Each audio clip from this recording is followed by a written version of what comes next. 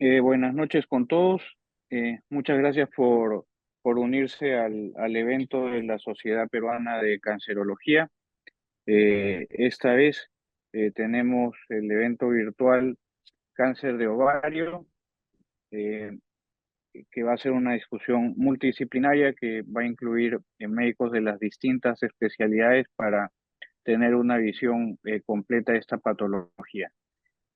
A cargo de la moderación y presentación del un tema, tenemos a la doctora Mibael Olivera, ampliamente conocida por todos nosotros.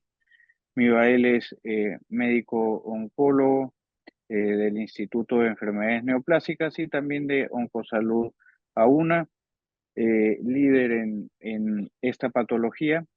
Y sin más, Mibael, dejo al público contigo. Voy a estar igual en el pack para cualquier cosa que necesites. Muchas gracias. Ya. Bueno, buenas noches con todos. Muchas gracias, doctor Castañeda, por la invitación. Gracias a todos. Bienvenidos a esta sesión que está dentro de lo que es la educación continua que hace la Sociedad Peruana de Cancerología. Entonces, el día de hoy vamos a tratar el tema del cáncer de ovario. Todos conocemos que es una neoplasia que es la quinta causa dentro de las neoplasias en lo que es ginecológicas, y por el cual vamos a desarrollar algunos temas interesantes. Y como primer tema, vamos a invitarle al doctor Carlos Velarde Navarrete, que él es ginecólogo-oncólogo del Departamento de Ginecología Oncológica de la Institución Nacional de Enfermedades Neoplásicas. Además, él ha sido es jefe del departamento y también tiene ahí sus algunos estudios clínicos en los cuales ha participado. El doctor Carlos Velarde va a tratar el tema del rol de la cirugía en cáncer de ovario. Igualmente les invito a todos los que se están ya conectando que durante toda la charla vayan formulando sus preguntas para que al final de todo podamos discutirlo. ¿Ya? Entonces le damos la bienvenida al doctor Carlos Velarde. Buenas noches con todos. Gracias, Mibael, por la presentación. Y vamos a empezar la discusión con este tema que es muy importante, que es el rol de la cirugía en cáncer de ovario. ¿Puedes pasar la siguiente, por favor? O sea, hablábamos de la cirugía en cáncer de ovario. No, el cáncer de ovario no es una enfermedad muy frecuente, pero sin embargo es la quinta causa de muerte por cáncer y representa más muertes que cualquier otro tipo de cáncer ginecológico. Como sabemos nosotros en nuestro país, el cáncer de cervix ocupa el primer lugar, pero sin embargo, sí, el cáncer de ovario no es tan frecuente en el Perú, pero sí es la primera causa de muerte por cáncer ginecológico. El riesgo aumenta con la edad. 50% de las personas diagnosticadas con cáncer de ovario tienen más de 63 años. El 90% de los neoplasias de ovario son de origen epitelial. Entre ellos, el más frecuente es el cistoadenocarcinoma seroso. Después viene el cistoadenocarcinoma mucinoso, endometrioide, indiferenciado y células pilares. Y los factores pronósticos que se conocen ya desde algún tiempo son, en primer lugar, el estadio clínico, como cualquier neoplasia, el grado de histológico, el, el la enfermedad residual luego de la cirugía y últimamente los factores moleculares como son el déficit de recombinación homóloga y los trastornos genéticos como son alteración en los genes BRCA, ¿no? La siguiente. Entonces, dentro de lo que es cirugía en cáncer de ovario, la cirugía eh, puede estar presente en cuatro tipos, ¿no? Primero, lo que es el estadiaje. Segundo, lo que es la citorreducción por cáncer de ovario. Tercero, la cirugía de intervalo. Y cuarto, lo que es citorreducción secundaria. La siguiente. Entonces, como cualquier enfermedad neoplástica, para poder nosotros eh, hacer un adecuado estadiaje, tenemos que saber cómo es la diseminación de la enfermedad. Entonces, el cáncer de ovario tiene una forma de diseminación bastante sui generis, ¿no?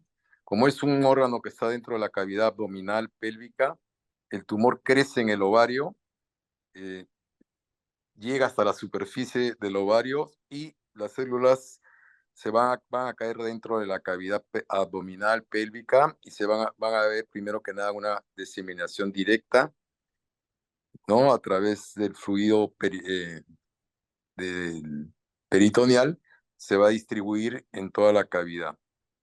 Y después también puede haber una diseminación linfática a través de los ganglios pélvicos retroperitoneales.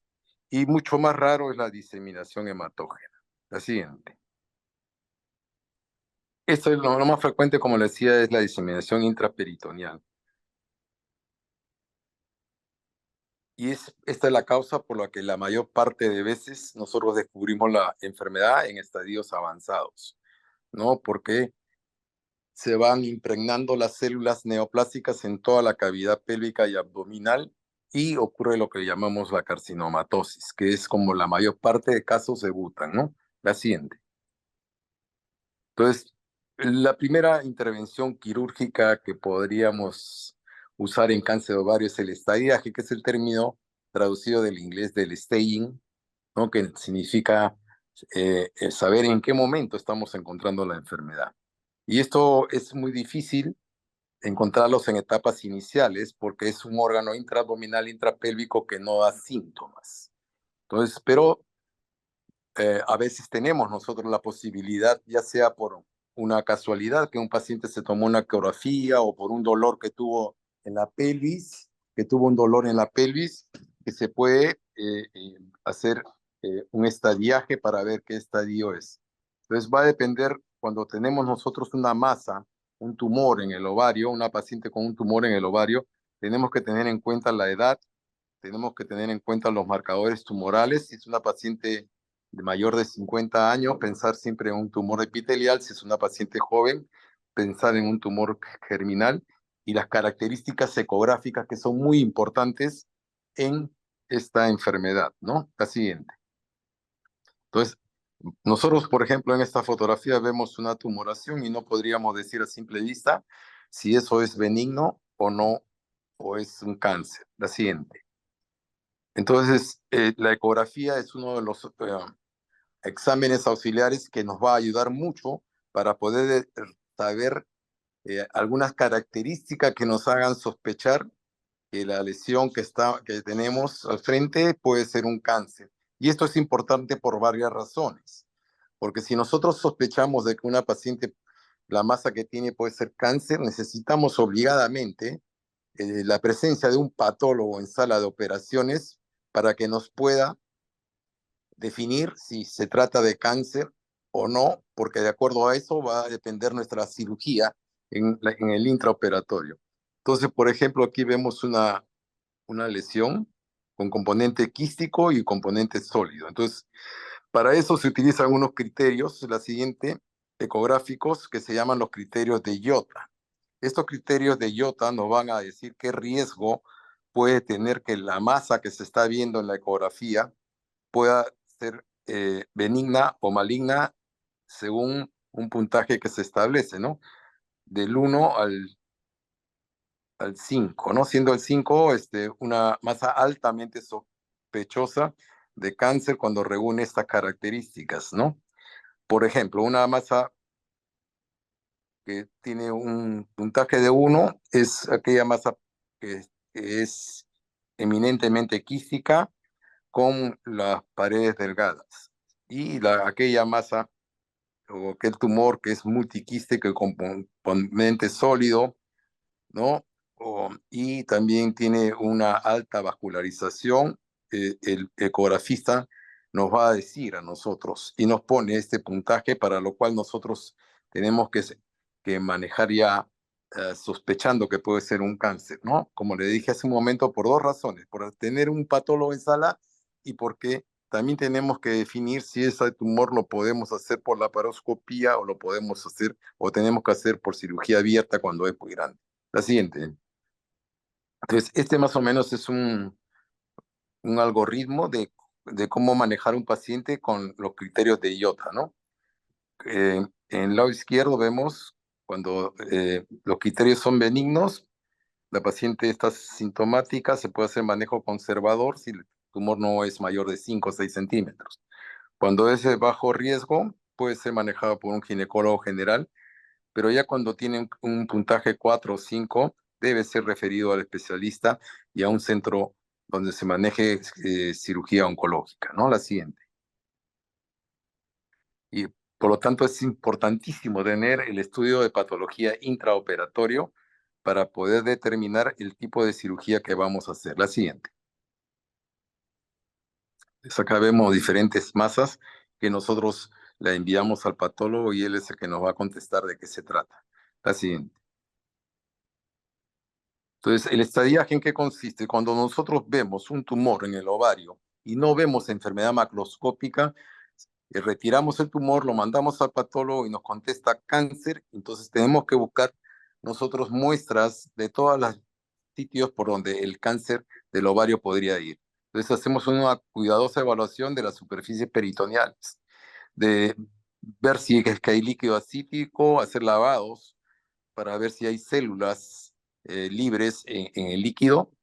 Hacemos una aumentotomía infracólica, linfadenectomía selectiva de los ganglios pélvicos y paraórticos, biopsia de las lesiones o cualquier adherencia que podamos encontrar.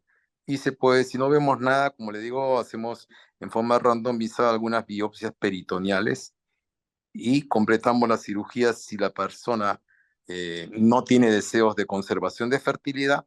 Hacemos una histerectomía y salpingoferectomía bilateral. Cuando el patólogo nos contesta que es un adenocarcinoma mucinoso, es importante retirar la apéndice. Antes hacíamos apendicectomía a todos los pacientes como parte del estadiaje, pero ahora solamente lo hemos dejado para los casos de adenocarcinoma mucinoso. La siguiente. Y después de que ya el patólogo nos va a dar el informe completo, vamos a poder establecer los estadios, ¿no?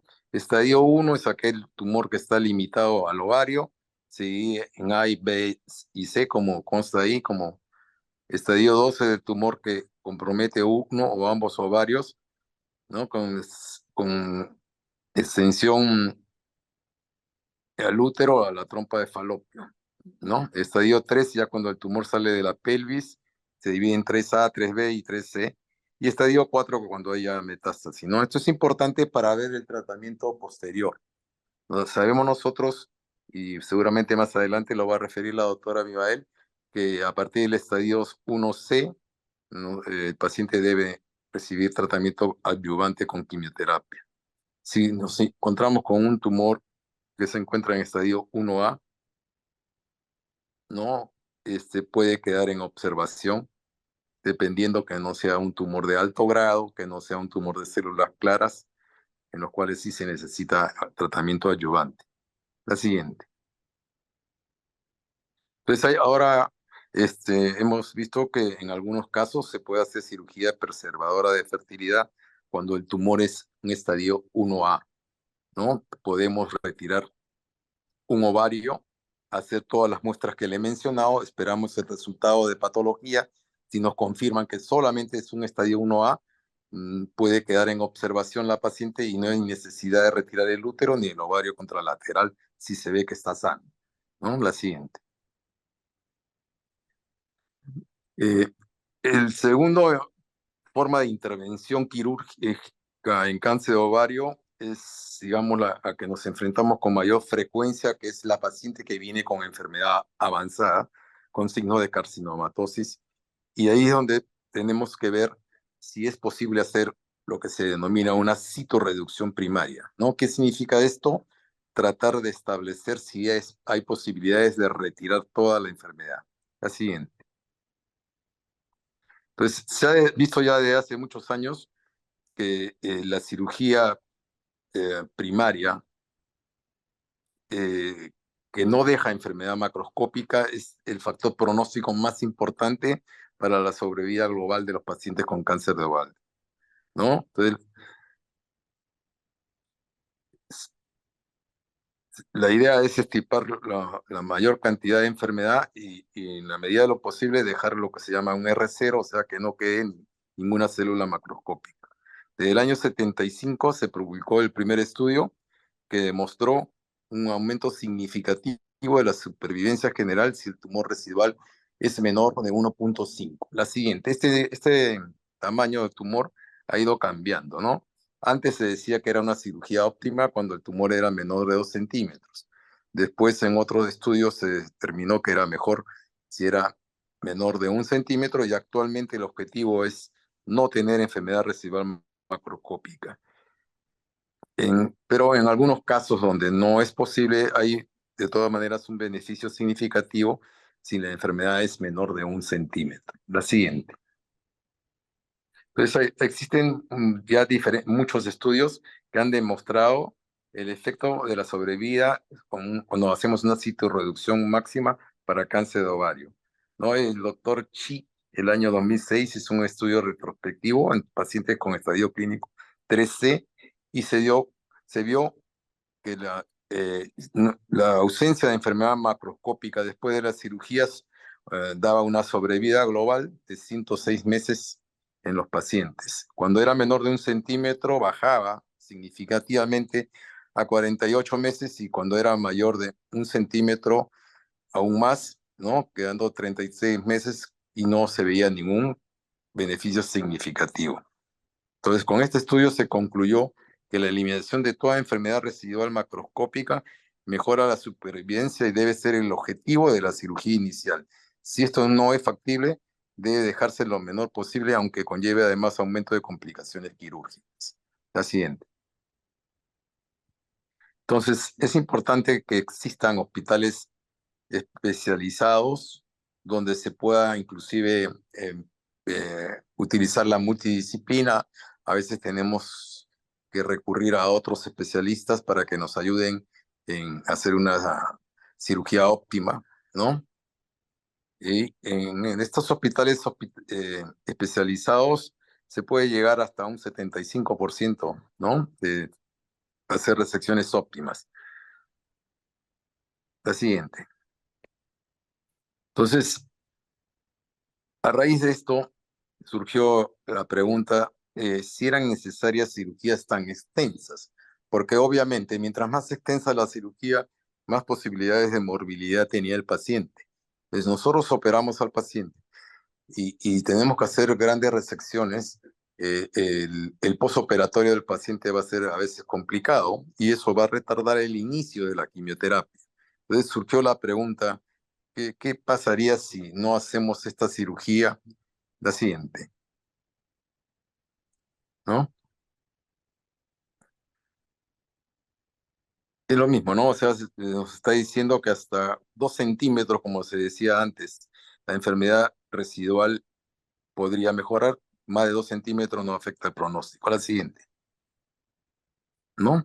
Y lo mismo el tamaño residual, ¿no? Otros estudios, ¿no? También confirman que el tamaño residual es el factor pronóstico más importante. La siguiente.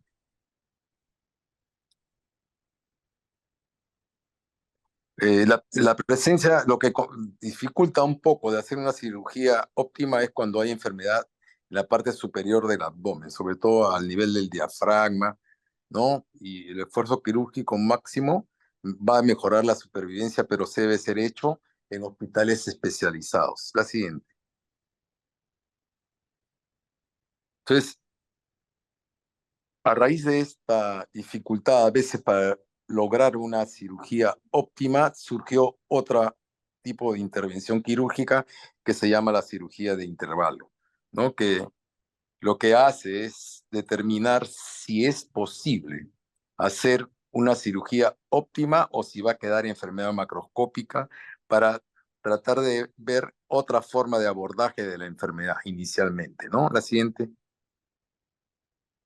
Entonces, se pensó que dando un tratamiento con quimioterapia neoadyuvante eh, podría ser una alternativa a la cirugía inicial si es que sabemos que no va a quedar enfermedad óptima, ¿no? La siguiente. Entonces, ¿quiénes son candidatos para a la neoadyuvancia? Eh, Todos los pacientes que nosotros recibimos y por imágenes, por marcadores, por el examen clínico mismo, pensamos que tiene una enfermedad avanzada, son llevados a una laparoscopía diagnóstica. En esa laparoscopía diagnóstica, nosotros establecemos los criterios de resecabilidad y si va a lograr el objetivo de ser una cirugía R0. Si creemos que eso puede ser posible, el paciente ya se programa después para una cirugía. Pero si no es así, nosotros usamos unos criterios que se llaman los criterios de Fagotti para ver si va a poder ser posible hacer una resección completa, ¿no? La siguiente. Entonces, la pregunta era si la supervivencia o la sobrevida global cambiaba, si hacíamos neoadyuvancia o hacíamos citorreducción primaria, y para eso surgieron varios estudios, ¿no? La siguiente. Entonces, estos son los criterios de Fagotti que nosotros evaluamos cuando hacemos la laparoscopía, ¿no? Si existe carcinomatosis peritoneal, ¿no? Si existe compromiso del diafragma, si existe un compromiso del aumento en forma de, que llamamos omental cake, cuando es todo el aumento comprometido, si hay mucho compromiso del intestino delgado en la superficie, hay a veces implantes tumorales que requerirían pues resecciones intestinales muy amplias, si existe infiltración del estómago y si existe metástasis hepática. Cada uno de estos ítems tiene un puntaje de 2 puntos, ¿no? Siendo 14 el máximo, pero a partir de 8 ya consideramos que no se podría realizar una cirugía óptima. La siguiente. Puedes ahí ver, Mibael, si puedes pasar un video. Mm, Hay ya, un video.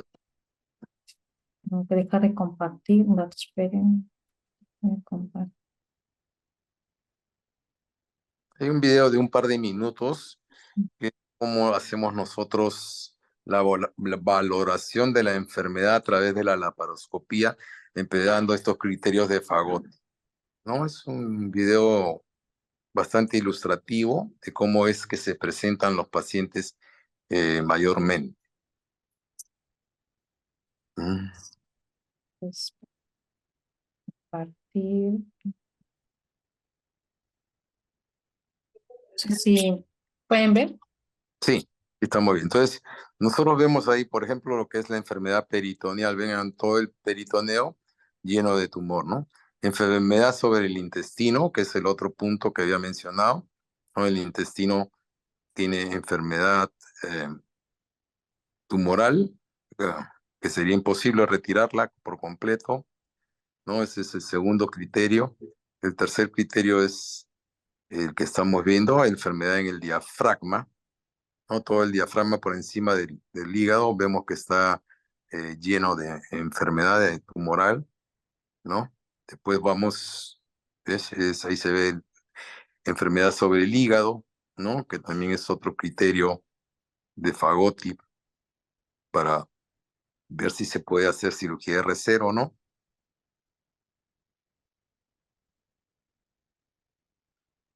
Pues nosotros a los pacientes le hacemos este examen de laparoscopía en forma ambulatoria y determinamos si el paciente, aquí vemos el aumento, el epiplom, está completamente con tumor, es un epiplom tumoral, a eso le llaman omental cake, que es como un queque, ¿no? Y enfermedad en el estómago. Entonces, esta paciente, por ejemplo, tiene todo el puntaje de Fagotti, ¿no? Tiene un Fagotti 12. Entonces, no habría posibilidad de hacer una citorreducción óptima y por eso preferimos que empiece tratamiento con quimioterapia, ¿no? A eso se le llama quimioterapia neoadyuvante, recibe 3 o 4 cursos, evaluamos nuevamente la respuesta al tratamiento y si ya va a ser posible hacer una cirugía óptima. La paciente ingresa a sala de operaciones para hacer una cirugía óptima y continúa después con sus 3 o 4 cursos de quimioterapia que le quedan. Y vamos a ver aquí algunos estudios. Si puedes presentar la presentación de nuevo. Ujú.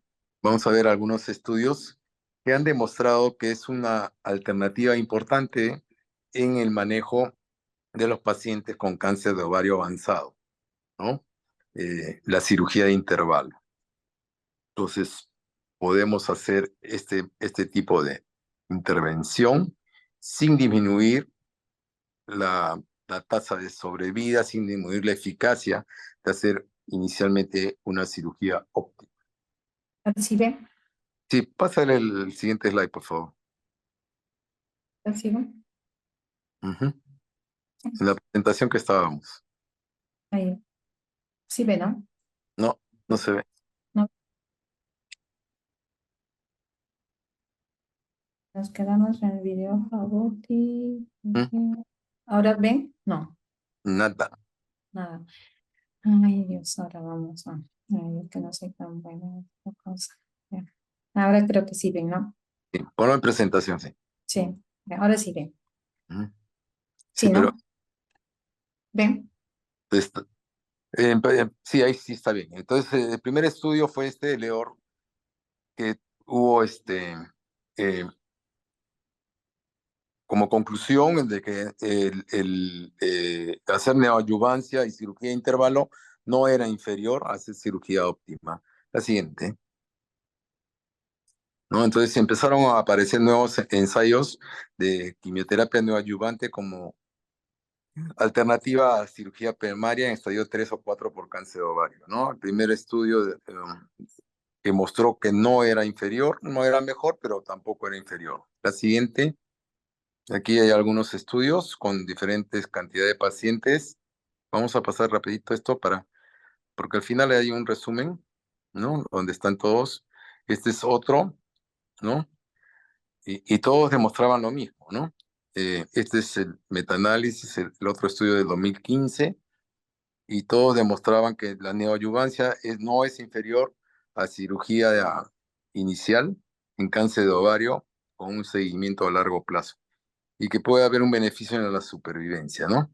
La siguiente. La ¿No? siguiente, hay uno que ya resume los estudios, ¿no? Lo mismo. Ahí Ya, está. Este. entonces, Este. acá vemos Ujú. 4 estudios que hay actualmente y en los 4, eh, no mostraron que sean menos eficaces que hacer cirugía inicial. La siguiente, ¿no? Aquí están los 4 estudios y como conclusión podemos ver que en los 4, la neoadyuvancia no es inferior a la cirugía inicial.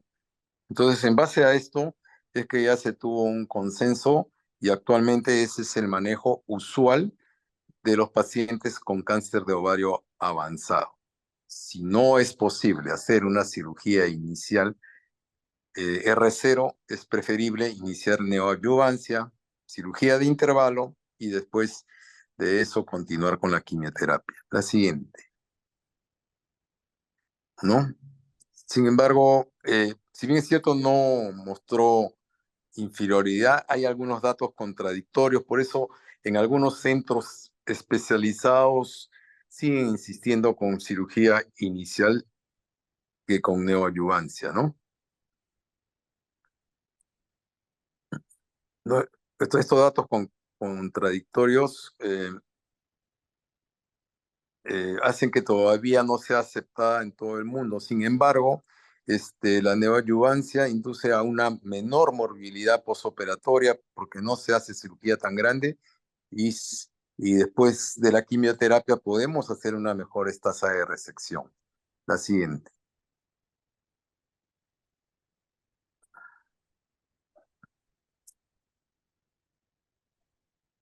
La siguiente. Así.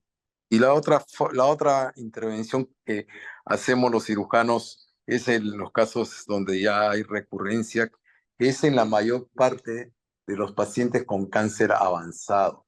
Hay que recordar que estadio 3, con todos los avances que hay hasta la actualidad, la sobrevida global no pasa del 20%, ¿no? Empleando todos los métodos que conocemos actualmente. Entonces es muy frecuente que un paciente que inicia con enfermedad avanzada, que logramos nosotros hacer que su enfermedad quede en 0, tenga recurrencia dentro de los primeros meses o al año o a los 2 años. Y ahí de acuerdo a esa recurrencia donde podría actuar la cirugía nuevamente, haciendo lo que se llama una citorreducción secundaria, ¿no?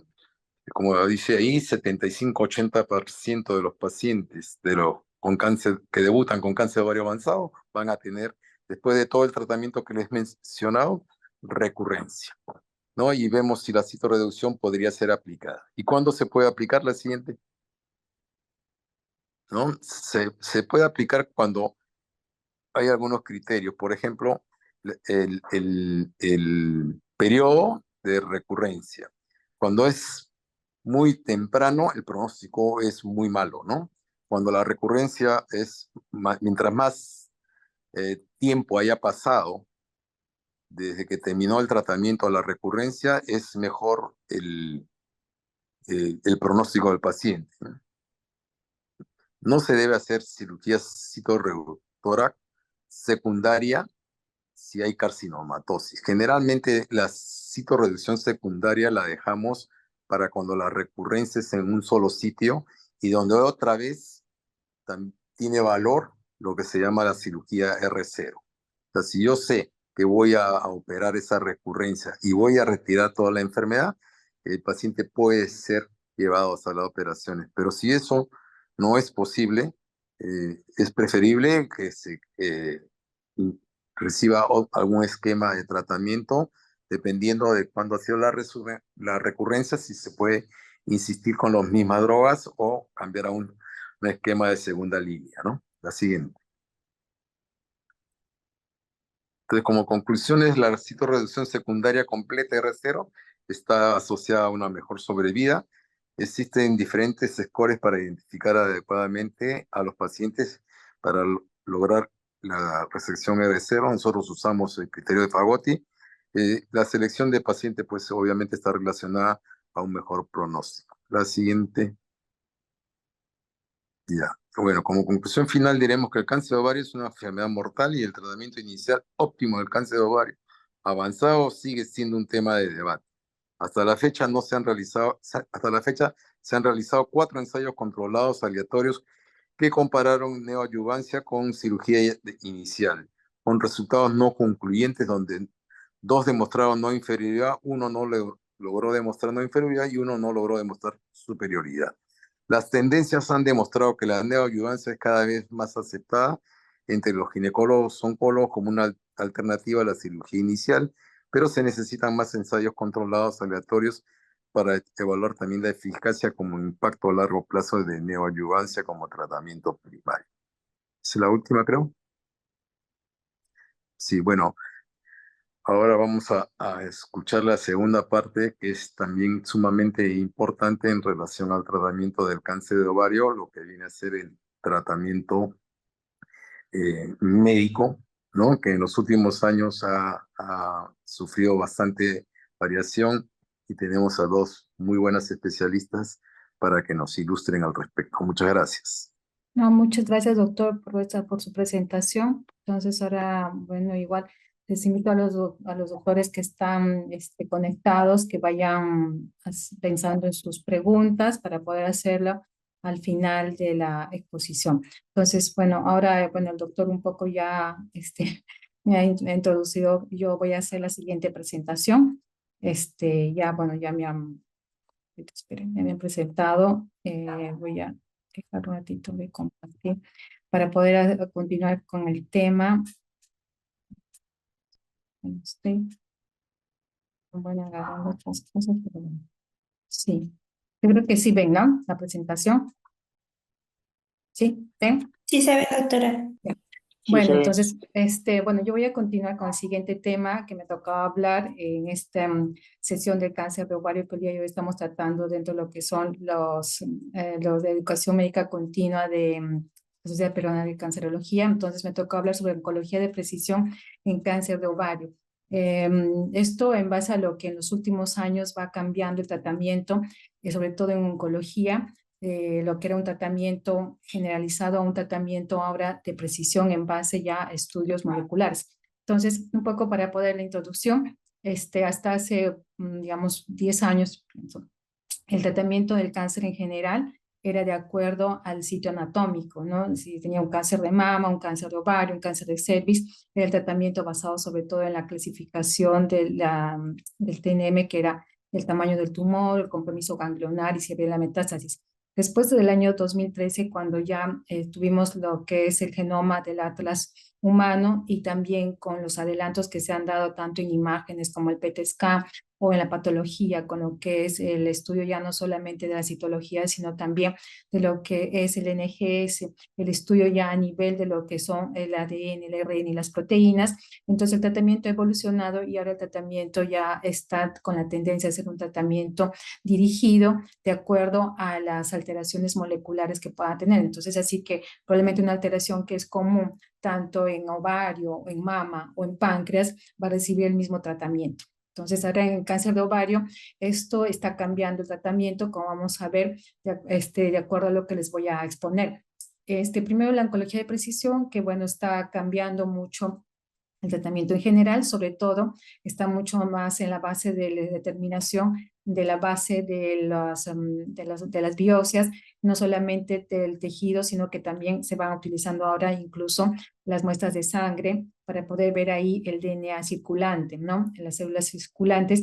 Y esto, como les decía, con el adelanto que viene solamente eso, sobre todo con lo que es el secuenciamiento, van a determinarnos un reporte de del perfil molecular en base a las alteraciones moleculares o mutaciones que se van a presentar en las patologías, que va a llevar a una discusión ya multidisciplinaria y también a un soporte de precisión oncológica de acuerdo a la disponibilidad de las medicinas y también de las mutaciones. Entonces, es un tratamiento ya dirigido, que hace que, digamos, la biopsia ahora es muy más que nada, mucho más importante que antes, porque no solamente se va a limitar a un estudio histológico, citológico, sino ya un estudio del DNA, del RNA y de las proteínas que nos van a llevar ya a un tratamiento mucho más dirigido y como vamos a ver a los resultados que se han dado.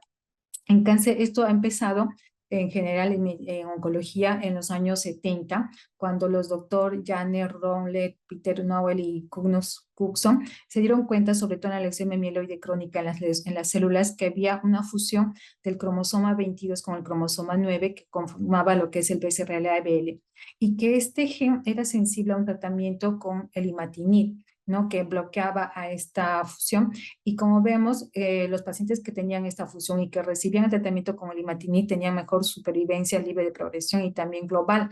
Esto fue la base para el inicio del tratamiento dirigido, el tratamiento blanco, y desde los 70 ha habido miles de moléculas que se han estudiado para las diferentes patologías, en unas mucho más adelante, digamos, mucho más precoz y en otras recientemente probablemente, pero que van llevando a que estos sean con mejores resultados en la sobrevida libre de progresión, en la sobrevida global. Hablando de cáncer de ovario, sobre todo el cáncer de ovario avanzado, porque ese es digamos, en la forma en que casi 75% se presenta un cáncer de ovario en la población. Más o menos el patrón, cómo va evolucionando la enfermedad, que como ya lo explicaba el doctor, tenemos ya todo lo que son las líneas del diagnóstico y después del diagnóstico, uno de los principales pilares del tratamiento es la cirugía y es importante sobre todo la cirugía R0. Y después del tratamiento, el paciente va a recibir un tratamiento complementario o adyuvante, en el caso de la adyuvancia con quimioterapia o en los casos como se han visto que son irresecables, una no adyuvancia y luego va a una cirugía de intervalo y complementan con la quimioterapia basada en platinos, que con los que se consigue en control de la enfermedad, pero en historia, dentro de los primeros 2 años, hay un 70% que va a volver a recaer. Y de esos 70% hay una posibilidad de un 50% que pueden ser sensibles a la misma exposición de la quimioterapia. Y esto con el tiempo se va perdiendo poco a poco esta sensibilidad, que finalmente el paciente se va acortando el tiempo que está libre de enfermedad, finalmente llegando al desenlace final.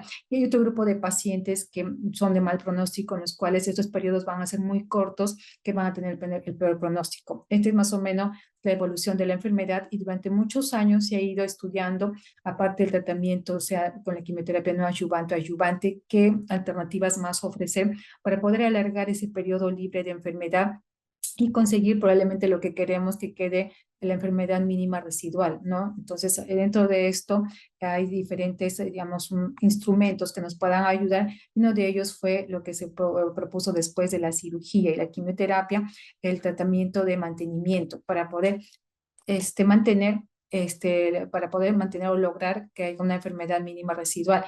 Y en todo el mantenimiento también ha habido muchos estudios con quimioterapias, no consiguiéndose digamos, un impacto en la sobrevida global ni en la sobrevida libre de progresión. Y en ese contexto tenemos que un poco enfocarnos en lo que es la clasificación dualista del cáncer de ovario para poder entender cómo ha ido la evolución de esta terapia dirigida en cáncer de ovario. Entonces, dentro de lo que es el cáncer de ovario tenemos dos clasificaciones que son el tipo 1 y el tipo 2. En el tipo 1, que es el menos frecuente, que es el 25%, que tienen una tasa de mortalidad de un 10% y que van generalmente en una progresión lenta, y aquí están incluidos los que son los serosos de bajo grado, los endometrioides de bajo grado, los de células claras y los mucinosos, que tienen una estabilidad genómica, pero tienen ciertas mutaciones, como vemos el KRAS, el BRAF, que es frecuente en los serosos, o el endometrioide, que es el P3 quinasa o el PTEN, o en los mucinosos, que es el P53, el ER2, el KRAS, el BRAF, y en las células claras el ER2, que vamos a ver que estos están funcionando como blancos para poder mejorar el tratamiento y mejorar las respuestas y la sobrevida de este grupo de pacientes. Y luego tenemos el otro grupo, que es el tipo 2, donde está el 75% de los cánceres epiteliales y tiene una alta tasa de mortalidad hasta de un 90%. Obviamente aquí están los que son enfermedad avanzada, de un crecimiento, una progresión mucho más rápida. Aquí están los serosos de alto grado, los endometrioides de alto grado, los indiferenciados y los carcinosarcomas. Este grupo se caracteriza porque tiene una inestabilidad genómica y sobre todo hay dos mutaciones importantes que son del P53, que se presentan sobre todo en los serosos de alto grado, y también los de BRCA, que son en 21% de los casos.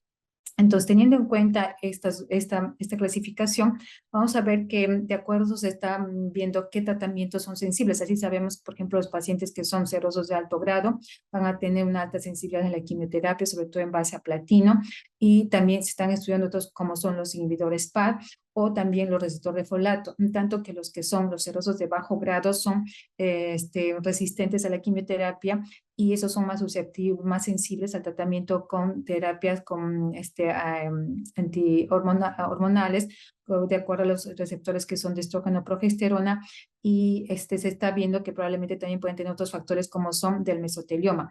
La diferencia, tenemos los endometroides, que van a tener un comportamiento como casi de los endometrios, que son relativamente sensibles a la quimioterapia, pero son en los cuales se van otras alteraciones como son de deficiencia reparadora de MIG-MASH, que van a ser sensibles a un tratamiento, puede ser con inmunoterapia. El otro que van a ser de los de células claras, igualmente que son resistentes a la quimioterapia, y finalmente los que son los mucinosos, y en los cuales se ven otras alternativas de tratamiento. Entonces, como vemos, por el momento todos se les da tratamiento como un endoepitelial, un seroso de alto grado, pero vamos viendo que hay diferencias en lo que se va a la respuesta a la quimioterapia, y tienen otros factores que podemos ayudar y explotar para poder un tratamiento dirigido. El más estudiado que se ha dado ahorita en cáncer de ovario son los inhibidores PAR, que les voy a hablar cómo hacen los resultados. Esto salió como cuando se publicó en el año 2013, como les decía, el perfil del Atlas Genómico de Cáncer, en el cual se vio que en cáncer de ovario había más o menos un 14% de población que tenía el BRCA1 y el BRCA2, tenía mutado en la línea germinal, y un 6% en la línea somática, siendo un 20% de estos pacientes que van a tener estas mutaciones. ¿Y qué ha servido esto? Porque esto es un blanco para lo que van a ser los inhibidores PAR, pero también hay otro 25% que van a tener otros tipos de alteraciones que van a tener que ver con la deficiencia de reparación homóloga, como van a ser, por ejemplo, la amplificación de ENC o la metilación del BRCA1 o la pérdida del PTEN, que son otros 25%, haciendo un 50% de población con cáncer de ovario seroso de alto grado que tienen alteraciones genómicas, y en los cuales sirven como un blanco terapéutico para los inhibidores PAR. Igual tenemos el otro 50% que van a tener la deficiencia deficiente, en los cuales también se están buscando otras alternativas. En lo que son específicamente para las mutaciones del BRCA1 y el BRCA2, se utilizó sobre todo la reparación por medio de lo que son las proteínas del par que tienen que ver en todo esto que es la deficiencia reparadora homóloga. Esto por el mecanismo de acción que tienen de la producción de la letalidad sintética, que ha servido sobre todo al principio para poder entender a aquellos pacientes que tenían la mutación en el BRCA1 y en el BRCA2. Como vemos, es más o menos el 22% de los pacientes, y en base a eso fueron los primeros estudios que se hizo, y tenemos aquí algunos resultados que les voy a mostrar. Tenemos ya en el mercado 3 inhibidores PAR, que son el olaparib, el niraparib y el rucaparib. Uno de los, digamos, las moléculas que fue el olaparib, que tiene ya 7 años de seguimiento, con el estudio solo 1. Esto es como un tratamiento de mantenimiento. Mantenimiento significa para aquellos pacientes con cáncer de ovario, que eran estudios clínicos 3 y 4, de serosos de alto grado, endometrioides, o también de la trompa de falopio, peritoneal, que tenían la mutación BRCA1 o BRCA2, y que pacientes habían sido sometidas primariamente a una citorreducción, o una de intervalo, pero que después habían recibido un tratamiento con quimioterapia en base a platino, que tenía una respuesta completa o parcial. El mantenimiento, o sea, pacientes que antes no recibían ningún tratamiento, y entonces en este grupo de pacientes se les da el tratamiento de mantenimiento, en este caso con olaparib. Con los resultados que se ven a los 5 años, va a ser que el 48% de las pacientes que habían recibido el tratamiento con olaparib estaban sin evidencia de enfermedad a los 5 años, a diferencia del 21% de los pacientes que no habían recibido ningún tratamiento o habían recibido el placebo. Entonces, esto ha hecho que se ha aprobado el uso de la olaparib como mantenimiento en este grupo de pacientes, en los cuales se consiguió un hazard ratio de un 0.33, o sea, había casi un 70% de posibilidad de un riesgo de disminución de muerte cuando los pacientes utilizaban el olaparib. Esto también se ve en en el seguimiento de sobrevida global, que es igual a favor de los pacientes que van a recibir el olaparib, en los cuales no se alcanzó todavía la sobrevida global, a diferencia de aquellos pacientes que no habían recibido nada. Y como digo, esta es la molécula que fue más estudiada y que, bueno, ya tiene 7 años, pero esta al principio estaba enfocada solamente a los BRCA1 y los BRCA2. Pero como vemos, hay otro 25% de los pacientes que también tienen otras alteraciones en la deficiencia reparadora homóloga, que en ese momento todavía no se hacía el estudio. Entonces, aún comenzó a hacer estudios ampliando para este grupo de pacientes que también tenían el mismo mecanismo y que pueden beneficiarse de los inhibidores PAR. Entonces, dentro de ese estudio es para poder ver lo que es la inestabilidad genómica, que tienen algunas, digamos, unas formas de medir que van a ser sobre todo con la pérdida de heterogeneidad o con lo que se refiere al desequilibrio alélico telomérico o a las transiciones de gran escala, que son como unas cicatrices que nos van a mostrar cómo se va a producir la reparación después del daño del DNA. Entonces, esto ha servido para hacer los otros estudios, como son el PAOLA-1, que es un estudio en el cual también se da como un mantenimiento a los pacientes con cáncer de ovario, igual, estudios clínicos 3 y 4, que hayan recibido quimioterapia, que hayan sido sometidos a cirugía, después que hayan recibido quimioterapia ayudante en base a platino, o también pueden haber recibido la neoadyuvancia, una cirugía de intervalo y luego continuar, pero que tengan respuesta completa o parcial, y que habían recibido ellos durante el tratamiento bevacizumab. Entonces, estos pacientes continuaban el mantenimiento con el bevacizumab asociado a la olaparib, siempre y cuando tenga el BRCA mutado. Pero también en este grupo se añade a aquellos pacientes que van a tener deficiencia reparadora homóloga. Como podemos ver, los beneficios a 5 años, igualmente en la sobrevida global, es a favor de los pacientes que reciben la combinación del bevacizumab con olaparib, frente a los que solamente recibían el bevacizumab. Cuando se hace el análisis de acuerdo al estatus de la deficiencia reparadora homóloga, podemos ver los pacientes que van a tener la mutación del BRCA solo se van a beneficiar, porque en este estudio entraban pacientes que tenían mutación de BRCA y también que tenían los otros mecanismos de alteración de la que se refiere a la reparación de deficiencia homóloga, que están aquí y que también se van a beneficiar a 5 años con un 54.7% frente a un 44.2% de los que solamente recibían bevacizumab. Y los que no tenían problema, no tenían mutación, tenían la mutación BRCA negativo, no tenían lo que es la deficiencia reparadora homóloga, ellos son los que no se benefician. Entonces también para ese grupo de pacientes, independientemente igual que tengan el BRCA mutado más bien reparadora homóloga, también se ha aprobado la combinación de bevacizumab con olaparib. Otra molécula que se utiliza es el niraparib, que es con el estudio PRIMA, que después ya se hizo el estudio, ya no solamente estaba limitado a los pacientes que tenían el BRCA mutado, sino aquellos que tenían también alteración en la defensa reparadora homóloga. E igual son pacientes que están en mantenimiento y en este caso con el niraparib que se va a dar hasta por 36 meses. Entonces, los resultados que van a ser la sobrevida libre de progresión son también a favor de los pacientes que utilizan el niraparib, 24.8 meses frente a placebo 8.3 meses, ¿no? Con una P significativa. En el análisis que va a hacerse de este grupo de pacientes, de acuerdo al estatus del BRCA, vamos a ver, los pacientes que van a tener el BRCA mutado en la línea germinal se van a beneficiar. Los pacientes que no tienen la mutación en la línea germinal también se benefician, igualmente en lo que se refiere a la defensa reparadora homóloga. Esta es una de las, digamos, moléculas que se utilizan independientemente de si la paciente tiene la mutación o no, porque se ve que se beneficia a los pacientes. El otro es la molécula que es el rucaparib. Este es el estudio que recientemente se ha publicado, que es el Athena-Mono, que es un estudio que tiene 4 brazos, pero lo que se ha publicado son sobre todo del corte de la comparación del brazo B con el brazo D, que utiliza el rucaparib solo frente al placebo, que es casi el mismo diseño de los anteriores que estamos hablando en mantenimiento, en aquellas pacientes que van a tener igual estadio clínico 3-4, que van a tener la mutación del BRCA1 o que tengan también una alteración en la deficiencia reparadora homóloga. El objetivo principal era mejorar la sobrevida libre de progresión, que se consigue.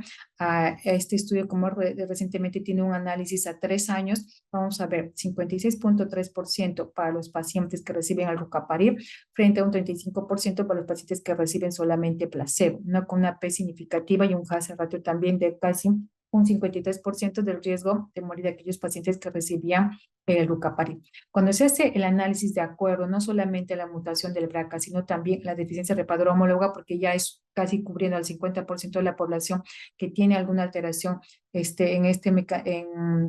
lo que se refiere a la reparación de reparación homóloga, tenemos que los pacientes que van a tener la mutación BRCA no han alcanzado todavía la mediana de la sobrevida libre de progresión, a diferencia que ya a 14.7 que va a ser con la placebo. Y los que van a tener la deficiencia reparadora homóloga que se mide en este caso con la pérdida de heterogenicidad va a ser 20.3 meses frente a 9.2 y los que no tienen o tienen negativo también se van a beneficiar. Entonces, el rucaparib también se utiliza tanto en aquellos pacientes que tienen BRCA o que tienen deficiencia reparadora homóloga o los que no tienen. Es un resumen de todos los estudios, como vemos, el que más más estudiado o más años tiene, que es el olaparib. En todos va a ser un beneficio a favor del uso de la molécula o del inhibidor PAR frente al placebo en lo que es el mantenimiento. Esto ha hecho que podamos tener las recomendaciones en primera línea de mantenimiento en pacientes con cáncer de ovario que hayan sido recientemente diagnosticadas, que hayan recibido tratamiento con cirugía, luego con quimioterapia en base a platino, con respuesta completa parcial, tenemos la determinación. Si el paciente tiene el BRCA1, el BRCA2, sea criminal o somático, tenemos las 3 moléculas para utilizar porque de acuerdo a lo que los estudios se han beneficiado tanto en la sobrevida de progresión como en la sobrevida global. Si los pacientes aparte del BRCA1 y el BRCA2 tienen deficiencia reparadora homóloga, también se utiliza la combinación, sea de olaparib, bevacizumab, que es el que está aprobado, y el niraparib en caso que sea intolerante al olaparib, y el rucaparib, que también ha mostrado con el estudio que se beneficia. Y aquellos que también no tienen el BRCA negativo o no tienen deficiencia reparadora homóloga, también se van a beneficiar del niraparib y el rucaparib. Entonces, una de las, digamos, en lo que se refiere a los inhibidores PAR, cómo ha dado un cambio en el tratamiento del cáncer de ovario, en lo que se refiere a la línea de mantenimiento de estos pacientes que antes no recibían nada y con los cuales podían tener menos, dentro de los 2 años había una alta tasa de recurrencia. Como vemos, con esto se están alargando hasta casi, en algunos casos, hasta un 50%. El otro, digamos, que está cambiando en cáncer de ovario son los anticuerpos conjugados. Estos anticuerpos conjugados ya fueron estudiados o fueron primeramente introducidos en las patologías hematológicas, en las cuales se utilizaban estos anticuerpos conjugados. Luego tenemos en mama un ejemplo y ahora desde hace 2 años, digamos, tiene la innovación del tratamiento en diferentes patologías. En cáncer de ovario es también, digamos, esta terapia de anticuerpos conjugados de acuerdo a ciertos factores que pueden estar sobreexpresados. Es así, primero, uno de los anticuerpos conjugados es el que vamos a hacer es para el receptor folato alfa. Este receptor folato alfa está expresado casi un 70% del cáncer de ovario y esto hace que el 80% sean recurrentes. Entonces, los anticuerpos conjugados consisten en un anticuerpo que va a estar anclado a una quimioterapia, ¿no? Es como, entonces el anticuerpo va a introducir, se va a fijar con el que está sobreexpresado, en este caso con el receptor folato, y la quimioterapia, una vez que se va a unir a este receptor, va a eliminar la quimioterapia. Entonces, al eliminar la quimioterapia, esta actúa dentro de la célula, entonces entre los dos matan a la célula, no solamente a la célula, sino también al microambiente tumoral. Entonces, en este caso, para el receptor folato alfa es el mirvetuximab soravtansina, que es el anticuerpo que está contra el folato receptor, y que en los estudios en fase 1 y fase 2 han mostrado que tiene una actividad, sobre todo en aquellos pacientes con cáncer de ovario recurrentes platino resistentes, que ya habían usado una más de 3 líneas de tratamiento con tasas de respuesta que va hasta un 46%. Entonces, el estudio que digamos ahorita se ha publicado es el Mirasol, en el cual se ha utilizado este anticuerpo conjugado, se ha comparado a la quimioterapia que normalmente utilizamos en aquellos pacientes que van a ser cáncer de ovario recurrentes, resistentes, que pueden ser paclitaxel, adenosina liposomal o el topotecan. Lo que tenían que ver era la sobrevida libre de progresión y la tasa de respuesta. En la sobrevida libre de progresión, al primer análisis que se ha dado a los 18 meses, vamos a ver que van a tener 5.62 meses con el anticuerpo conjugado frente a 3.9 meses con la quimioterapia, ¿no? En este grupo de pacientes en los cuales las tasas de respuesta y las tasas de sobrevida de progresión son muy cortas, entonces ahí se han visto estos resultados, igualmente la sobrevida global, que va a ser con una diferencia de 4 meses, en 16.4 meses con el anticuerpo frente a 12 meses, que ha hecho que ahora sea una nueva, una segunda, va en segunda línea el tratamiento de aquellos pacientes que son cáncer de ovario recurrentes, recurrentes. Luego tenemos el otro anticuerpo, que es el anticuerpo contra el ER2, ¿no? Hay tumores que están expresados, que expresan el ER2. Bueno, lo que más conocemos es en mama, también en glándulas salivales, igualmente hay en ovario y en otras neoplasias. Igualmente hay este anticuerpo que es el trastuzumab deruxtecan, que tiene al anticuerpo que es el trastuzumab que se va a unir al ER2 y tiene la quimioterapia que es el deruxtecan, el cual va a eliminarlo, igual va a destruir a la célula y al microambiente. Entonces, está con el estudio Destiny Pan Tumor 2, que es un estudio fase 2 que se ha utilizado en tumores sólidos. Y en el corte, que es ginecológico, estaba cervix, ovario y endometrio. Tenemos los resultados en el de ovario, en el cual los pacientes que ya habían recibido 2 o 3 líneas de tratamiento que son recurrentes y que no tenían otra alternativa, se les ha hecho el examen para poder ver la expresión del ER2 y se les daba el tratamiento con este anticuerpo conjugado. Entonces, es un fase 2 para poder ver tasa de respuesta, duración de respuesta. Entonces, en los resultados, en el corte que es de ovario, que eran de 40 pacientes, vamos a ver que tiene una tasa de respuesta hasta de un 45%, y en los que expresan más, es incluso más esa tasa de respuesta con una duración de respuesta de 11.3 meses. Entonces, también es otra alternativa para este grupo de pacientes cuando ya no, digamos, los pacientes no tienen ya otras opciones. Entonces, frente a esto, la pregunta es a quién hay que hacerle el test genético en cáncer de ovario. Las diferentes sociedades recomiendan que deben hacerse a todos los pacientes con cáncer de ovario, con cáncer de trompo peritoneal, hacerse el estudio genético y y esto porque tenemos la prevalencia de mutaciones somáticas del BRCA1 y el BRCA2 según este gráfico en cáncer de ovario, que es muy alta, como hemos visto que casi es un 22% entre lo que va a las somáticas, ¿no? A diferencia de las otras neoplasias que van a ser el BRCA, que es hasta un 16% el BRCA1 y el BRCA2, que va a ser un 6-8%. No solamente nos hemos quedado con el BRCA1 y con el BRCA2 porque vemos que esto está mucho más amplio hasta lo que son los pacientes que tienen referencia reparadora homóloga y entonces ahora lo que se hace es el test primero del BRCA y eso se amplía ahora a lo que es para ver la inestabilidad genómica, que se va a hacer mediante la medición de lo que es la pérdida de heterogeneidad, el desbalance entre lo que es el alelo telomérico o las transiciones que son a gran escala, que son las formas en las cuales se mide la inestabilidad genómica, y de acuerdo a este score, estos pacientes tendrían que beneficiar el tratamiento con los inhibidores PAR. Como vemos también, esta prevalencia de esa deficiencia reparadora homóloga es mucho más alta en cáncer de ovario en relación a las otras neoplasias, ¿no? Tenemos otros factores también que se están estudiando en cáncer de ovario para ver un tratamiento dirigido, como es el microambiente tumoral, que se ha visto que es inmunosupresor, que está sobre todo en lo que es en el líquido acítico, donde las células van a tener una eliminación de sustancias que tienen que ver con los anticuerpos, con los anticuerpos de las células tumorales, las células NK, las células CD8 y también las células T reguladoras que tienen que ver con la producción de los macrófagos y con la estimulación de la angiogénesis, y por lo tanto que es un blanco terapéutico que se está estudiando para la inmunoterapia. Igual tenemos la infiltración de células T de tumorales, que también está presente en cáncer de ovario y que ya están relacionadas con la recurrencia y con la sobrevida y con el pronóstico en este grupo de pacientes. Entonces, tenemos por el momento lo que ha cambiado el tratamiento en cáncer de ovario, el tratamiento dirigido en pacientes recientemente diagnosticadas, que tenemos las moléculas en las cuales están indicadas. Hay unas en las cuales necesitan que se haga la determinación del BRCA1 y el BRCA2, y en otras que van a hacer la ampliación a la reparación homóloga.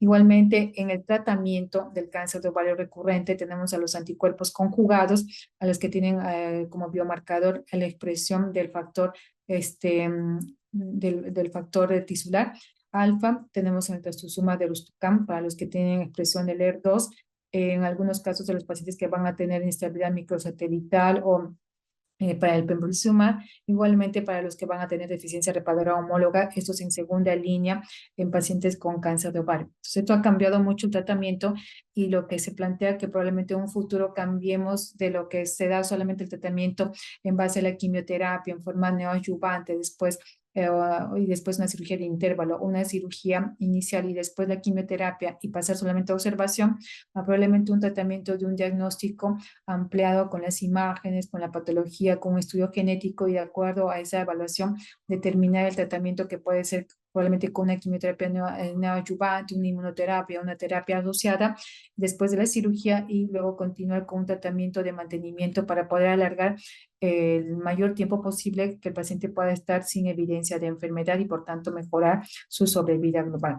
Entonces, como conclusiones tenemos: el cáncer de ovario es una enfermedad inmunogénica debido a todos estos factores que van a incluir desde la deficiencia reparadora homóloga, secundaria a altas tasas de mutación, sobre todo del BRCA. Luego tenemos los factores del folato, la infiltración de las células inflamatorias, y el mantenimiento con los inhibidores PAR en los pacientes con cáncer de ovario ofrece mejora en la sobrevida global y sobrevida de progresión, como hemos mostrado con los diferentes estudios.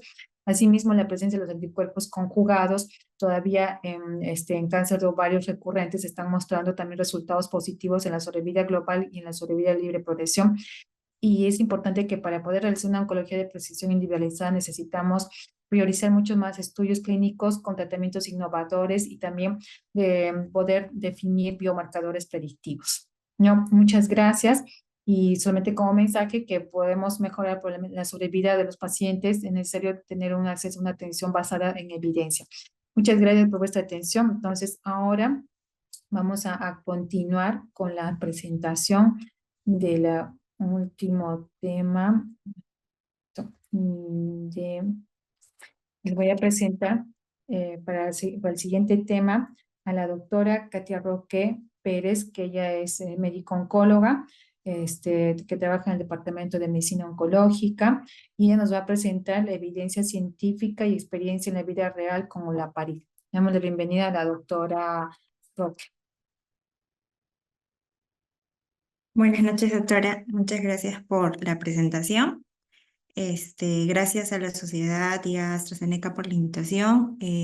Para terminar esta charla educativa que ha sido muy provechosa, vamos a revisar un caso clínico para ver la aplicabilidad del uso del mantenimiento de inhibidores PARP, en este caso olaparib.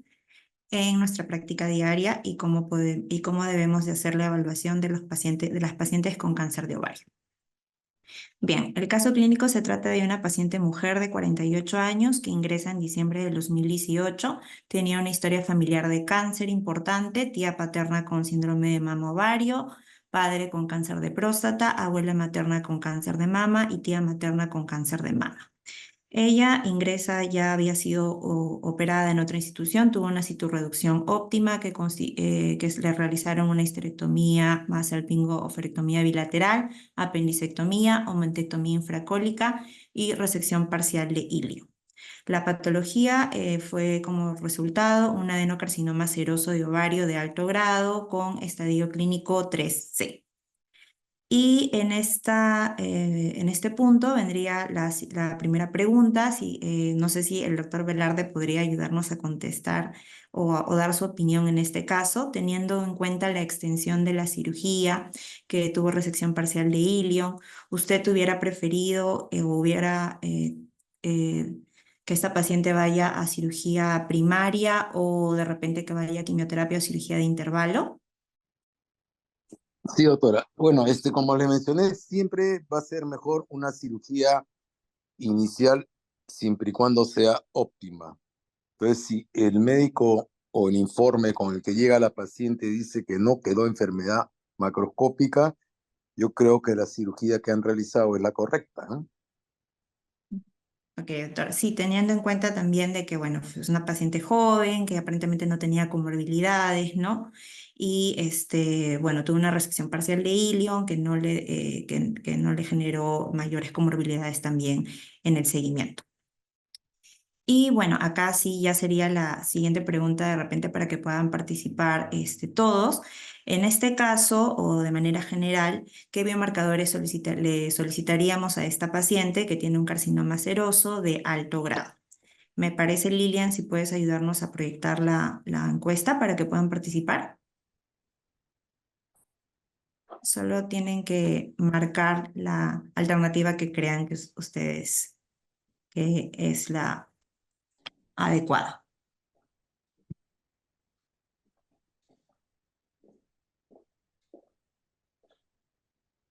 Daremos un minutito para que puedan votar.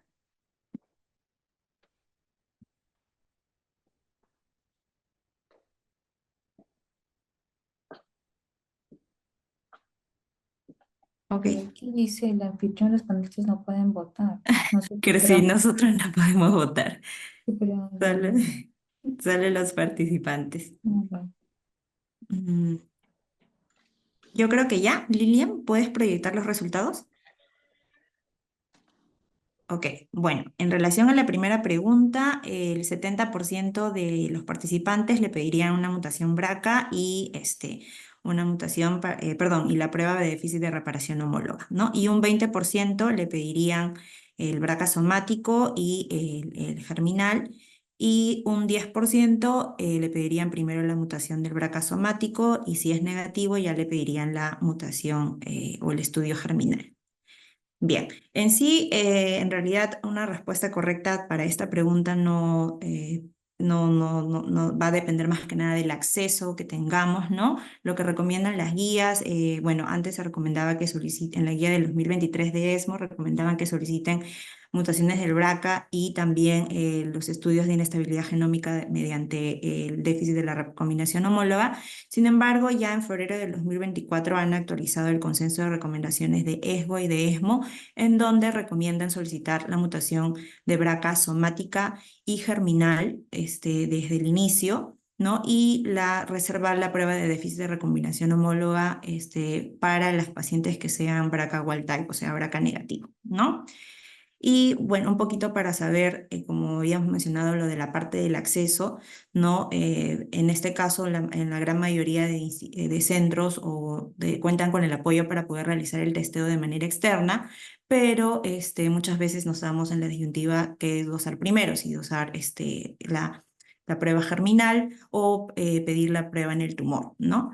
Para que quede claro, hablando en términos de costo-eficiencia, ¿no? Si nosotros realizamos la prueba en la pieza tumoral, o sea, en el tumor, esta prueba nos va a permitir detectar tanto mutaciones somáticas como mutaciones germinales. Entonces vamos a obtener un 25% de positividad, que fue más o menos lo que mencionó la doctora Mibael, ¿no?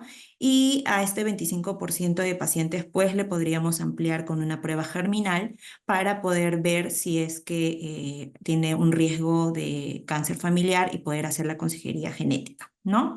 Por el contrario, si empezaríamos con una prueba realizaríamos la prueba de línea germinal, ahí sí solamente vamos a realizar o vamos a poder detectar las mutaciones germinales, ¿no? Y tendríamos pues probablemente una 25% también aproximadamente positivos y nos quedaría 75% de pacientes que tuvieron un resultado negativo y pues que yo tendría que descartar que no tengan una mutación somática. Entonces, viéndolo desde este punto, más o menos sería más costo efectivo iniciar con una prueba en la pieza tumoral que me va a permitir detectar tanto mutaciones germinales y mutaciones somáticas. Sin embargo, nada es perfecto en realidad, así ya que lamentablemente la prueba que hacemos en el tumor puede haber una pérdida o no es capaz de detectar algunos rearreglos largos como de lesiones, ¿no? Que sí puede detectar la prueba germinal. Entonces, perderíamos a ese grupo de pacientes, de las cuales sí se podrían beneficiar también del uso de inhibidores PARP. Por lo tanto, aquí es más o menos, ¿no? Si hacemos la prueba en sangre, pues tenemos 15% de probabilidades para detectar solamente las mutaciones BRCA de línea germinal y 24% para poder detectar las mutaciones en el sistema de reparación homóloga. En cambio, si hacemos la prueba en el tumor, la prueba en el tumor va a detectar tanto mutaciones germinales y somáticas. Tenemos un 25% aproximado de poder detectar mutaciones BRCA, 35% para detectar las mutaciones relacionadas al sistema de recombinación homóloga y también tenemos la alternativa para poder realizar la prueba de inestabilidad genómica, que es más o menos positiva en un 50% de los pacientes con cáncer de ovario. Por lo tanto, el algoritmo que deberíamos seguir o los mensajes claves que nos brindan la gran mayoría de guías y recomendaciones es poder dosar ambos test, tanto de la mutación germinal como la mutación somática para las pacientes con cáncer de ovario, ¿no? ¿Por qué? Porque los mecanismos genéticos son diferentes. Las mutaciones, por ejemplo, en línea germinal, pues el paciente ya nace per se con un alelo comprometido y luego, una vez que se daña el otro alelo, se desarrolla la enfermedad y esto representa un 15% de las pacientes con cáncer de ovario BRCA mutados. Y en lo que es el cáncer esporádico, el paciente pues no tiene ninguna mutación y cada alelo se daña en diferentes momentos y el tumor se desarrolla y esto representa aproximadamente 7% de los pacientes con cáncer de ovario. El mensaje clave 2 es que nos tenemos que ofrecer el testeo en la menor oportunidad que tengamos, ya sean las pacientes que son sometidas a cirugía primaria en la pieza operatoria y en aquellas pacientes que son sometidas a cirugía de intervalo en la biopsia inicial, si es que tuviera suficiente material genético, para hacer el estudio genético o en su defecto en la pieza operatoria de la cirugía de intervalo. Y el mensaje 3 es que tengamos en claro que el test que se hace en el tumor no nos deja distinguir si la paciente es portadora de una mutación somática o de una mutación germinal, ¿no? Y si nosotros hacemos solamente la mutación, el test en el tumor, van a haber aproximadamente un 10% de pacientes que van a tener rearreglos largos como duplicaciones o delecciones y que solamente se pueden detectar por el test de línea germinal, que podríamos perder o que los pacientes podrían perder ese beneficio, ¿no? Por lo tanto, la recomendación es dosar ambos, dosar tanto BRCA a nivel del tumor y también BRCA a nivel de línea germinal en paralelo y lo más pronto posible, de preferencia al diagnóstico. Continuando con el caso clínico, entonces estamos ante una paciente que fue sometida a cirugía primaria, fue candidata a recibir adyuvancia porque era un estadio clínico 3, inició el primer curso con carboplatino paclitaxel y se le realizó la solicitud del test molecular en el primer curso de tratamiento. Para el tercer curso ya teníamos el resultado que era una paciente con BRCA1 mutado y la paciente termina los 6 cursos de la adyuvancia en mayo del 2019, manteniendo una respuesta completa. Aquí vendría la segunda pregunta que tendríamos que hacer y que voy a pedir su participación. ¿Qué terapia de mantenimiento sería más conveniente para esta paciente? Lilian, ¿me ayudas por favor con proyectando la encuesta? Sería la pregunta número 2.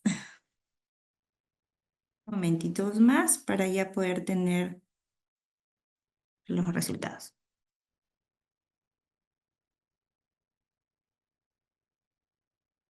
Yo creo que ya podemos ver los resultados, por favor.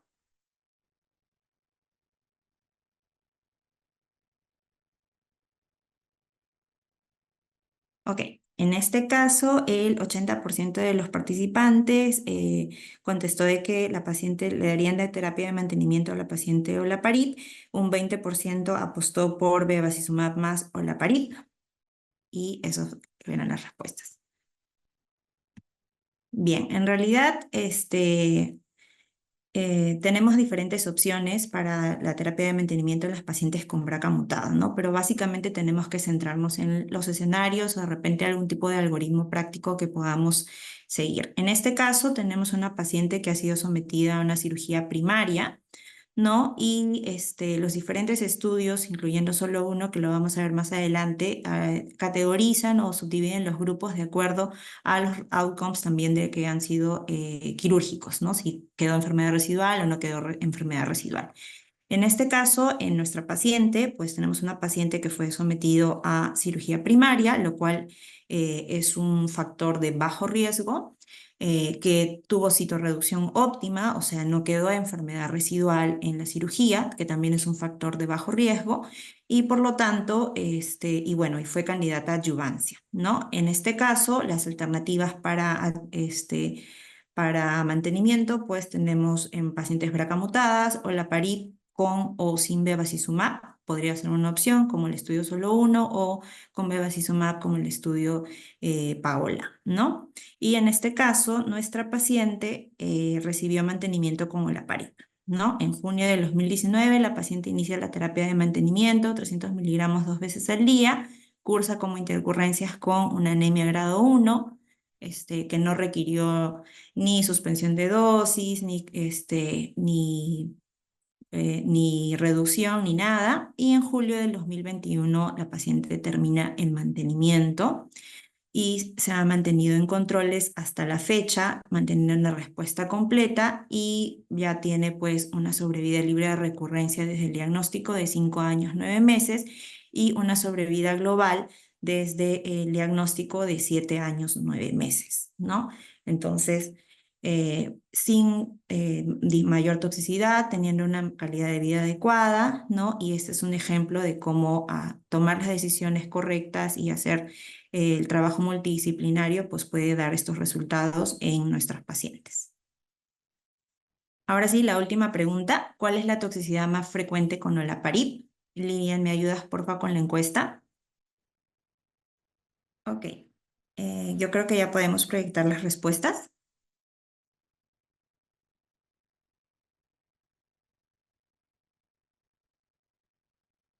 Bien, aquí sí hubo un poco más de variedad. El 53% de los participantes respondió que la toxicidad más frecuente es anemia, 33% plaquetopenia, un 7% náuseas y vómitos y otro 7% hiperbilirrubinemia. Bueno, esa es una pregunta con trampa en realidad. Vamos a ver más adelante que en sí la toxicidad más frecuente de manera en general fueron náuseas y vómitos, ¿no? Pero no es la toxicidad más importante, ya que nosotros, bueno, obviamente dividimos pues las toxicidades en grados, ¿no? Y la toxicidad grado 3 más importante o que sí obviamente requiere alguna acción por parte nuestra fue la anemia, ¿no? Entonces, la toxicidad de manera general, la más frecuente fueron las náuseas y los vómitos, pero dentro de las toxicidades grado 3, la más frecuente fue la anemia. Ok, bueno, y finalmente solo un poco para poder consolidar lo que hemos visto en esta sesión y en este caso clínico, pues solo uno, como ya lo mencionó la doctora Mibael, fue un estudio fase 3, el primero que evaluó la efectividad de inhibidores PARP en terapia de mantenimiento de primera línea, incluyó pacientes con cáncer seroso de alto grado y también de histología endometrioide, estadios clínicos 3-4, que tuvieron una mutación germinal o somática del BRCA, ¿no? Y fueron sometidas a cirugía, ya sea cirugía primaria o cirugía de intervalo, ¿no? Y también que hubieran recibido quimioterapia basada en platinos, logrando una respuesta parcial o respuesta completa. Hubieron 2 brazos, olaparib de 300 miligramos 2 veces al día, ¿no? Y versus placebo por 2 años de tratamiento. El endpoint primario fue la sobrevida libre de progresión y como endpoint secundario es la sobrevida global, el tiempo para la siguiente terapia, entre otros. El primer análisis fue publicado en el año 2018 para 3 años de seguimientos y lo que nos muestra es de que aproximadamente más del 50% de las pacientes habían completado el tratamiento, es decir, habían completado los 2 años de tratamiento con olaparib de manera continua y sin mayores toxicidades. También en relación al objetivo primario, que fue la sobrevida libre de progresión, podemos observar que hubo una disminución en un 70% de riesgo de progresión o de muerte en los pacientes que recibieron olaparib versus los pacientes que recibieron placebo, ¿no? Lo cual nos daba un 60% de pacientes que estaban libres de progresión de enfermedad a los 3 años de seguimiento versus un 27% en el grupo que recibió placebo con un hazard ratio de 0.3 y una P significativa. Este beneficio fue consistente en todos los subgrupos, tanto en aquellos pacientes que tuvieron respuesta completa a la quimioterapia o aquellos que tuvieron una respuesta parcial y también en aquellos pacientes que tuvieron enfermedad residual después de la cirugía y en pacientes que también tuvieron respuesta completa, ¿no? Viéndolo ya de acuerdo a los outcomes de la cirugía, los que les comentaba, podemos observar que el beneficio en la sobrevida libre de progresión fue tanto en el grupo de pacientes que tuvieron cirugía primaria y en aquellos pacientes que tuvieron cirugía de intervalo también, ¿no? Sin embargo, el grupo que tuvo cirugía primaria, pues fue el que tuvo una mejor sobrevida, ¿no? Con una mediana de PFS para los de cirugía primaria que no fue alcanzada versus 15.3 para el placebo y en el caso de los pacientes que tuvieron cirugía de intervalo, la mediana fue de 33.6 versus 9.8 para el grupo del placebo con un hazard ratio de 0.37. En relación a la enfermedad residual, podemos observar también que el beneficio también fue a favor de olaparib, tanto en el grupo de pacientes que no tuvieron enfermedad residual después de la cirugía, como en el grupo de pacientes que tuvieron enfermedad residual en la cirugía en comparación al placebo, ¿no? La mediana de PFS para los pacientes que no tuvieron enfermedad residual no fue alcanzada y para la del placebo fue de 15.3 meses y en aquellos pacientes que tuvieron enfermedad residual la mediana fue de 29.4 meses para el grupo de olaparib versus 11.3 meses para el grupo del placebo con un hazard ratio de 0.44. Asimismo, en relación a la respuesta a la quimioterapia, también hubo un beneficio tanto en el grupo que logró respuesta completa y el grupo que logró respuesta parcial a la quimioterapia. El mayor beneficio lo obtuvieron aquellos pacientes pues que tuvieron una respuesta completa a la quimioterapia y recibieron mantenimiento con olaparib, con una mediana, la cual no fue alcanzada para este grupo de pacientes, y en los pacientes que recibieron placebo, 15.3 meses. Mientras que en el grupo de pacientes que alcanzó respuesta parcial a la quimioterapia, la mediana fue de 30.9 meses versus 8.4 para el grupo del placebo, con un hazard ratio de 0.31. Esto refuerza lo importante que es la cirugía, lograr una citorreducción óptima y también la respuesta a la quimioterapia basada en platino como factores predictores de sobrevida en las pacientes con cáncer de ovario. Tenemos la actualización a los 5 años de seguimiento, en donde podemos observar también de que se mantiene el beneficio a favor del grupo de las pacientes que recibieron mantenimiento con olaparib, teniendo a los 60 meses de seguimiento un 48% de pacientes que no habían progresado y se encontraban vivas versus un 21% de pacientes que se encontraban sin progresión en el grupo de placebo, ¿no? Con un hazard ratio de 0.33 y que nos muestra el beneficio significativo que tiene la terapia de mantenimiento por tan solo 2 años en las con olaparib. Finalmente, el año pasado se publicó la actualización del estudio con 7 años de seguimiento, ¿no? En donde ya nos brindaron los resultados en sobrevida global, ¿no? Y podemos observar que 67% de las pacientes que recibieron olaparib se encontraban vivas a los 7 años de seguimiento versus solamente 46% en el grupo de placebo que había recibido placebo, ¿no? La mediana de sobrevida global aún no ha sido alcanzada, mientras que para el placebo fue de 75 meses con un hazard ratio de 0.55. Y algo que es importante recalcar es que 44% de las pacientes que se encontraban en el brazo del placebo, pues al momento de la progresión pasaron a recibir un inhibidor PARP, lo cual pues pudo haber disminuido esta diferencia, ¿no? En relación a la seguridad, los efectos adversos más comunes fueron los gastrointestinales, náuseas y vómitos, seguido de la fatiga y en tercer lugar la anemia. Pero si miramos básicamente estos resultados se mantuvieron también a los 7 años de seguimiento. Si miramos básicamente los efectos grado 3, pues la anemia fue el más frecuente con un 21%, seguido de la neutropenia con un 8.5%, ¿no? Otra cosa, otro importante que vimos al seguimiento de los 7 años y que era una causa de preocupación en los primeros reportes era el riesgo de síndrome mielodisplásico. Sin embargo, como podemos ver, este se mantuvo en un 1%, tanto al primer corte de seguimiento, es decir, a los 3, a los 5 años y a los 7 años, ¿no? Igual que el riesgo de neumonitis, que también fue de 1.9%.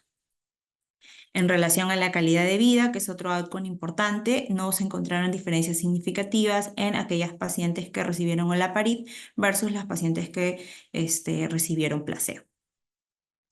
Y finalmente, el manejo de los pacientes con cáncer de ovario tiene que ser un manejo integrado, realizado de manera multidisciplinaria, ya que las decisiones que tomemos durante el tratamiento del paciente van a tener un impacto importante, como hemos visto, en su supervivencia. La primera decisión que tomamos nosotros o que debemos de tomar en equipo multidisciplinario es si la paciente va a neoadjuvancia o va a cirugía de primaria, ¿no? Garantizando una citorreducción óptima en ambos casos. La segunda acción importante que tenemos que realizar es hacer el testeo molecular, idealmente realizar tanto BRCA somático como BRCA de línea germinal, ¿no? Y en aquellos pacientes que no tengan una mutación BRCA y se tenga el acceso, pues hacer el testing para HRD, ¿no? La segunda decisión es evaluar si el paciente va a ser candidata para recibir quimioterapia sola o quimioterapia con bevacizumab, qué contraindicaciones tengo, qué comorbilidades puede tener la paciente y el tema del acceso, ¿no? Y finalmente, la última decisión importante es poder brindar el acceso a la paciente a un inhibidor PARP en caso tenga la mutación del BRCA, ¿no? O un déficit en la reparación homóloga. Eso sería todo. Muchas gracias. Gracias, doctora, por su presentación. Entonces, bueno, ahora les invito a todos los que están conectados que nos puedan hacer las preguntas para poder hacer las respuestas. Mientras vamos esperando, una pregunta para el doctor Velarde. Bueno, en Perú no tenemos muchos centros de referencia especializados en cáncer de ovario. Finalmente, a veces hay pacientes que son operadas por ginecólogos que no son oncólogos, ¿no? Y después la patología sale que tiene un cáncer de ovario y va a un centro especializado. ¿Es nuevamente volver a hacer el restadiaje o con el informe no sé, para poder hacer el tratamiento adecuado al cáncer de ovario? ¿Cómo sería la conducta? ¿Volver a hacer el restadiaje de los pacientes o con las imágenes, digamos, ver la situación de la enfermedad? Sí, doctora, nosotros recibimos continuamente pacientes que son operados por médicos generales, ¿no? Cirujanos generales o ginecólogos generales. Y como yo les he mencionado, siempre que uno opera ovario, tumores de ovario, tiene que tener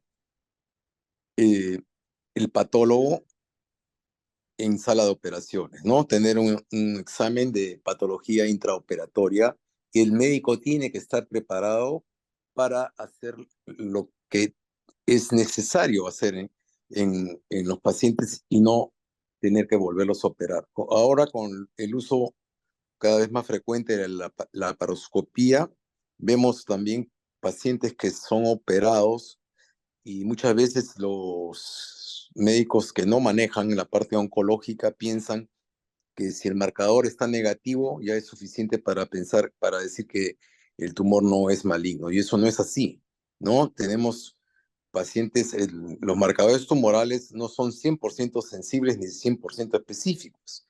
O sea, podemos tener elevación de marcador tumoral sin ser cáncer y al revés, podemos tener cáncer sin elevación del marcador tumoral. Es solamente un criterio más para pensar en que un tumor puede ser maligno o no. Entonces, es necesario tener al patólogo para que nos diga de qué se trata y poder hacer lo que se tiene que hacer en el momento. El médico tiene que estar capacitado para cualquier sea el resultado, hacer la cirugía adecuada, ¿no? Entonces vemos a veces inclusive que vienen pacientes que le han hecho laparoscopía, como el tumor es un poco grande, lo punzan, se rompe la cápsula y las células caen a la cavidad peritoneal y se produce una siembra, cuando lo que se debe hacer es sacar el tumor intacto. Entonces, si queremos hacer por laparoscopía, tenemos que ver el tamaño del tumor, introducirlo en una bolsa para que no se rompan y las células se puedan dispersar a través de la cavidad abdominal, ¿no?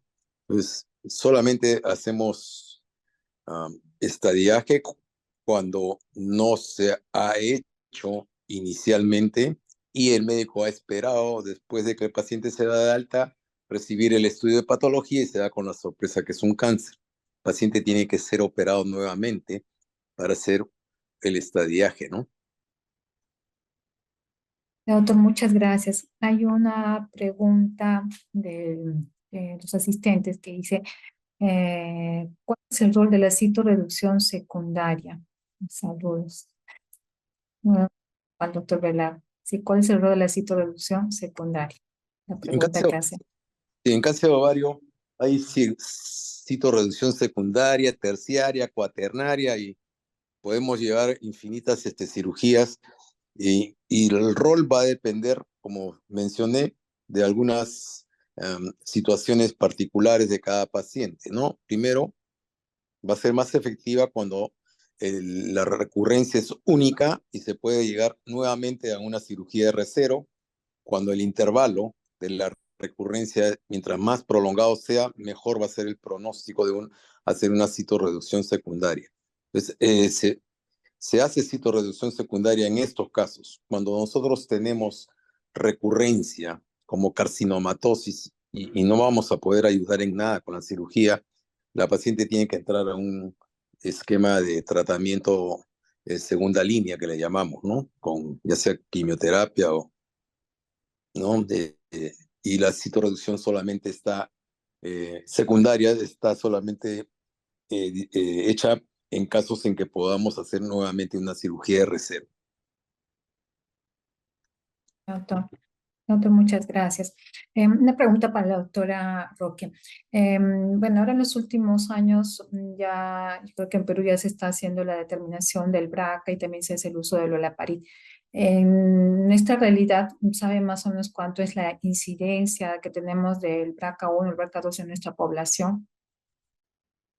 Sí, doctora, gracias por su pregunta. Bueno, hay algunos reportes de estudios que se han realizado en mujeres peruanas, tanto en cáncer de mama como y cáncer de ovario, que reportan una incidencia aproximada de 30%.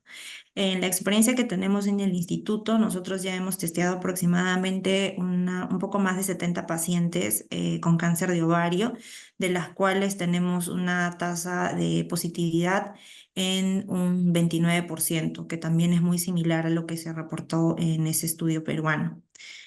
Bueno, previamente no tenemos, tenemos solamente estudios de línea germinal, donde debido a o sea, al poco acceso que se tenía, teníamos una tasa de menos del 10%, ¿no? Pero era más que nada por un tema de acceso, que no podíamos realizar el testeo. Muchas gracias. Esta pregunta para el doctor Velarde de los médicos que están conectados. Dice, si la quimioterapia no adyuvante es igual a citorreducción de inicio, ¿por qué no dar quimioterapia no adyuvante a todas las pacientes con cáncer de ovario avanzado? Bueno, yo creo que es la pregunta. Sí, bueno, lo que pasa es que los estudios, la mayor parte han sido retrospectivos, recién están haciendo estudios prospectivos. Entonces hay que tener presente también algo que no hemos mencionado, que es la carga tumoral, o sea, el volumen tumoral. Hay estadios, como decía el doctor Solidoro, tresitos y tresotes, ¿no? Así decía, me acuerdo, cuando hablaba de otra neoplasia. Entonces, nosotros podemos tener un estadio 3 como el que presentó, el caso que presentó la doctora, en que han hecho una resección intestinal y por eso lo convierte en estadio 3, pero no sé, probablemente no había enfermedad en el peritoneo, no había enfermedad en otros lados. Entonces, la carga tumoral, el volumen de tumoral, también es importante. Entonces, si nosotros podemos hacer una cirugía óptima de inicio con una carga tumoral baja y vamos a dejar enfermedad R0, siempre va a ser mejor. Va a ser mejor, eso ya está demostrado, que es el mejor factor pronóstico para un paciente con cáncer de ovario, además de lo que ya se ha mencionado también, ¿no? Va a ser mejor hacer una cirugía R0 de inicio. Eso está demostrado. Y dejamos la neoadyuvancia para cuando los criterios de Fagotti pues, nos dicen que no vamos a dejar una cirugía R0, ¿no? Muchas gracias. Y hay otra pregunta que dice, buenas noches, citorreducción óptima o completa es cuando se tiene una carga residual menor a 1 centímetro y de no ser así, la sobrevida es menor. Bueno, ha cambiado el valor de la enfermedad residual. Inicialmente se llamaba óptima, menor de 2 centímetros, después pasó a 1 y ahora nosotros decimos cirugía óptima cuando no queda nada de enfermedad R0. Y obviamente, como ya les he mencionado, es el factor pronóstico más importante, ¿no? Bueno, ya, yo creo que, bueno, no hay más preguntas. Ya, sí. Ya creo que ha sido un buen tiempo. Entonces, bueno, les agradezco al doctor Velarde, a la doctora Roque por su participación. Y entonces ahora, bueno, le continuamos con el doctor Castañeda para que dé al final la clausura del evento. Doctor Castañeda.